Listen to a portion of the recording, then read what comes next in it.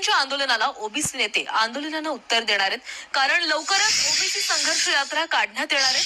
पुण्यात ओबीसी नेत्यांची बैठक झाली आणि या बैठकीमध्ये आरक्षणासाठी संघर्ष यात्रा काढण्यावर एकमत झालेलं आहे. ओबीसींच्या बैठकीमध्ये 6 ठराव झाल्याचं बैठकीनंतर नेत्यांनी सांगितलंय.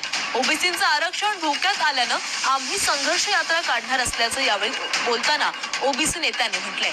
जरांगेंसाठी सरकार पायघड्या घालतं आणि ओबीसींकडे दुर्लक्ष करत असल्याचा आरोप ओबीसी नेत्यांनी केला.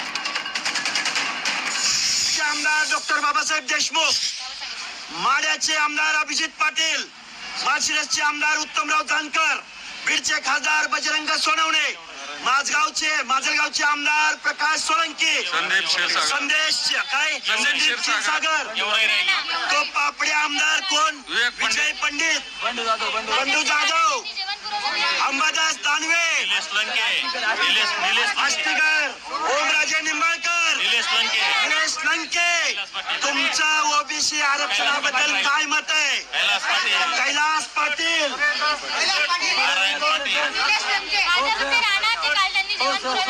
सुरेश दास, तुमचं ओबीसी आरक्षणाबद्दल काय मत आहे ते सांगा, नाहीतर या आमदार खासदारावरती ओबीसी बांधव त्यांच्यावरती बहिष्कार